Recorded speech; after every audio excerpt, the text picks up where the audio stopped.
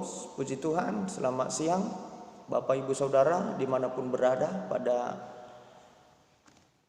siang hari ini saya akan berbagi kebenaran firman Tuhan yang terambil dalam suratan Roma pasal 5 ayat 8. Demikian, akan tetapi Allah menunjukkan kasih-Nya kepada kita oleh karena Kristus telah mati untuk kita ketika kita masih berdosa. Sekali lagi saya baca, akan tetapi Allah menunjukkan kasih-Nya kepada kita oleh karena Kristus telah mati untuk kita ketika kita masih berdosa. Bapak Ibu Saudara, saya akan membahas tentang kematian Kristus, arti daripada kematian Kristus di dalam setiap kehidupan kita, Bapak Saudara. Kematian Kristus adalah bukti nyata dari kasih-Nya yang Dia nyatakan di dalam setiap kehidupan kita, Bapak Saudara. Kematian Kristus berbeda dengan kematian tokoh-tokoh yang lain atau tokoh-tokoh negara kita. Kematian tokoh atau para pahlawan kita adalah itu hanya memberikan suatu sejarah, tidak lebih, Bapak Ibu Saudara.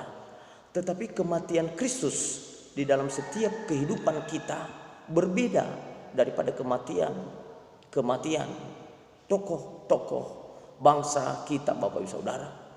Kematian Kristus adalah memberikan kita keselamatan dan memberikan kita hidup yang kekal. Kita orang Kristen selalu mengenal dan merayakan satu kematian, yaitu kematian Kristus. Mengapa kita selalu merayakan kematian Yesus? Bukankah kematian Yesus sama dengan kematian tokoh-tokoh dunia? Korban bencana, korban perang dan sebagainya. Lalu mengapa yang kita kenang hanyalah kematian Yesus? Karena makna kematian Yesus berbeda dengan orang lain. Kematian tokoh dunia hanya dipandang dari sisi sejarah. Sekali lagi, kematian tokoh dunia hanya dipandang dari sisi sejarah saja, tidak lebih dari itu. Lalu bagaimana dengan kematian Yesus? Sebenarnya kematian Yesus dipandang atau dinilai dari sisi mana? Karya keselamatan. Yesus telah menjadi bagian dari sejarah dunia. Dan bukan hanya itu saja, Yesus juga telah membuat sejarah. Tokoh-tokoh dunia tidak pernah menjadi bagian dari karya keselamatan, sehingga hal ini membuat kita percaya dan begitu menghargai kematian Kristus. Kematian Kristus bukanlah peristiwa umum di antara peristiwa kematian lainnya. Kurangnya pemahaman tujuan kematian menyebabkan munculnya pandangan yang jauh dari kebenaran. Sebab sebagian orang menganggap kematian Yesus tidak mempunyai signifikansi atau tidak mempunyai nilai penting. Orang-orang ini berkata demikian karena mereka hanya mendengarkan logika, sedangkan firman Tuhan berkata bahwa ada banyak hal yang akal sehat manusia tidak bisa dipahami.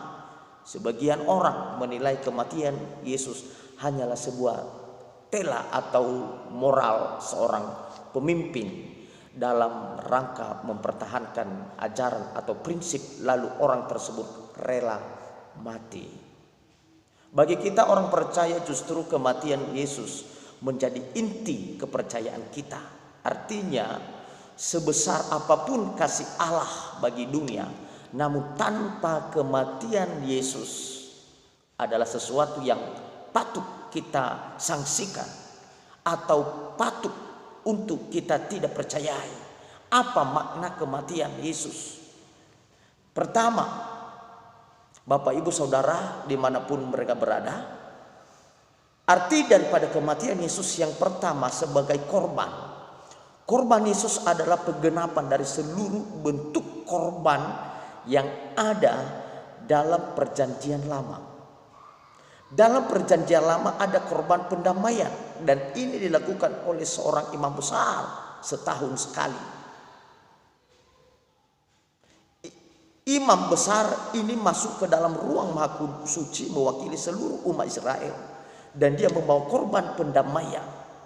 Kematian Yesus adalah korban yang sempurna yang dipersembahkan, dan itu adalah dirinya sendiri. Di dalam Ibrani, Bapak Ibu Saudara, pasal 9 ayat 11 sampai 12 berkata, Yesus adalah imam besar. Yesus adalah imam besar agung yang datang kepada Allah dengan membawa korban yang sempurna. Dalam konteks inilah Rasul Paulus menyatakan bahwa kematian Kristus sebagai jalan pendamaian. Haleluya. Haleluya. Dalam Roma 3 ayatnya yang ke-25 berkata, melalui kematian Kristus terciptalah jalan pengampunan bagi setiap manusia yang berdosa. Pengampunan yang tercipta oleh kematian membuat hutang dosa manusia terbayar lunas. Haleluya, puji Tuhan Bapak Ibu Saudara. Kedua, kematian Yesus dimaknai sebagai deklarasi kasih Allah tertinggi. Apa alasannya?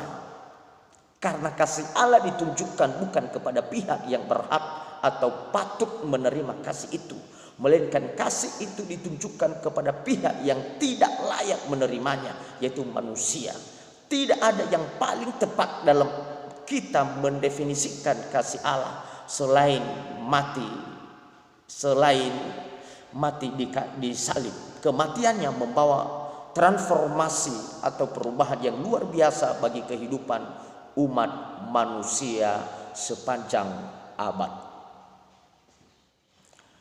Dampak kematian Yesus membawa jalan dosa. Dampak kematian Yesus membuka jalan keselamatan karena dosa adalah penyebab utama manusia alami kematian. Itu sebabnya Yesus harus mati untuk menebus setiap kita dari dosa, dan kematian Yesus adalah bukti termulia kasih Allah untuk kita manusia yang berdosa. Kematian Kristus sangat berharga di dalam setiap kehidupan kita. Maka sepatutnya lah kita umat Tuhan merendahkan diri di hadapan Tuhan. Dalam situasi COVID-19 ini, Bapak Ibu Saudara, bukan kita berdiam diri, tetapi mari kita berdoa terus dan berdoa kepada Tuhan supaya semuanya melalui kematian dan kuasa kematiannya dan kuasa kebangkitannya, virus yang disebut dengan coronavirus ini akan berlalu dari daerah kita, Bapak Ibu Saudara. Itu sebabnya Yesus harus mati untuk menebus setiap kita dari dosa. Dan kematian Yesus adalah bukti termulia kasih Allah untuk kita manusia yang berdosa. Dalam peristiwa penyaliban, Yesus berada di antara dua penjahat. Dan menurut tradisi mereka waktu itu, orang yang berada di antara dua penjahat menunjukkan bahwa dia adalah orang yang paling jahat. Namun dalam situasi ini kebenaran Yesus justru diproklamirkan oleh seseorang penjahat. Di dalam Lukas pasal 23 ayat 39 sampai 43, Bapak Saudara, kita bisa melihat di Alkitab masing-masing, Bapak Ibu. Satu-satunya kematian yang mendatangkan hidup yang kekal adalah kematian Kristus Yesus. Itu sebabnya hargailah setiap pengorbanannya bagi kita, sebab kasihnya sudah dia buktikan melalui kematiannya di atas kayu salib. Oleh sebab itu Bapak Saudara, biarlah melalui kematian Kristus ini semakin kita menyadari diri, Bapak Ibu Saudara, bahwa kita ini adalah hanya yang dibenarkan oleh Kristus Yesus di atas kayu salib.